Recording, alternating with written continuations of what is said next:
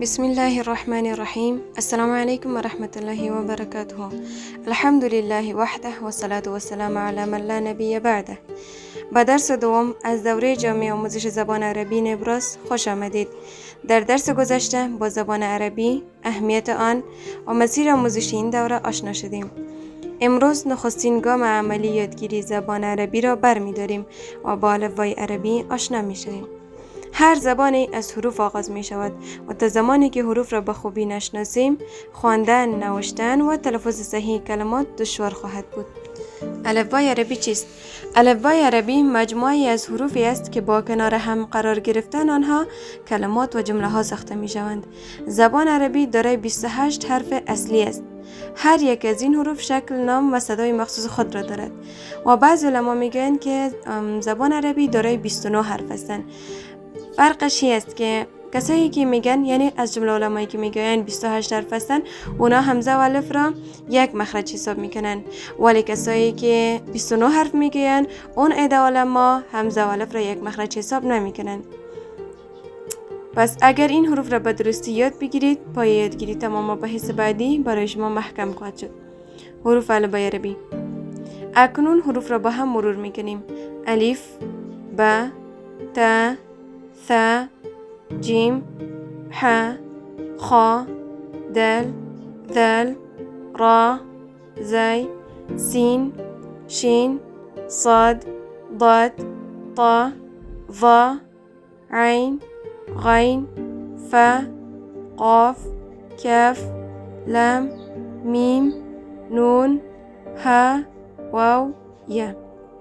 اینها حروف اصلی الفبای عربی هستند و همه واژه های عربی از همین حروف ساخته می شوند که حروف را به نام حروف مبانی نیز یاد می کند. تفاوت الفبای عربی و فارسی.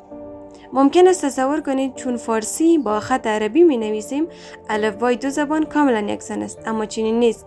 در زبان فارسی 4 حرف است که در الفبای اصلی عربی نیست. او 4 حرف عبارت است: پ، چ، ژ، گاف، جمع پچگش. و در مقابل برخی حروف عربی مانند صا، ح، ذل، صاد، ضاد، طا، ظا، عین، غین و قاف دارای تلفظی هستند که باید آنها را مطابق شیوه صحیح عربی بیاموزیم. بنابراین اگرچه شکل نوشتار فارسی و عربی به هم نزدیک است، تلفظ بسیاری از حروف تفاوت دارد. چرا شناخت حروف اهمیت دارد؟ هر کلمه عربی از ترکیب این حروف ساخته می شود. اگر شکل و نام و حروف را به خوبی بشناسید، در درس‌های آینده هنگام خواندن واژه ها دچار سردرگمی نخواهید شد. همچنین شناخت حروف مقدمه یادگیری حرکات، تلفظ صحیح، خواندن کلمات و در نهایت جمله خوانی است. آیا لازم است امروز تلفظ دقیق همه حروف را یاد بگیریم؟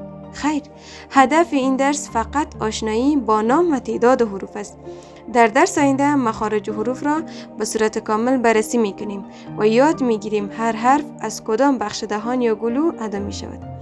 به همین دلیل اگر اکنون تلفظ بعضی حروف برایتان دشوار است، نگران نباشید. از درس بعد همه آنها به صورت دقیق تمرین خواهید کرد. پس در کل امروز آموختیم که زبان عربی دارای 28 حرف اصلی است. نزد بعضی علما دارای 29 حرف هستند و این حروف پای تمام واژه ها و جمله های عربی هستند.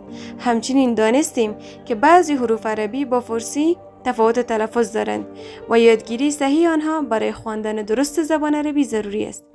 و در درس آینده وارد یکی از مباحث آموزش زبان عربی میشویم، یعنی مخارج حروف. از همراهیتان سپاسگزارم. و شاگردان عزیز، جهت یادگیری بهتر درس امروز تمرین ذیل را انجام دهید. 1. الفبای عربی یک بار از ابتدا تا انتها بخوانید.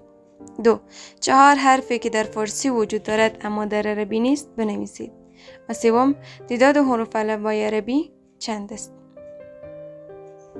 موفق باشید عزیزان. السلام علیکم و رحمت الله و برکاته.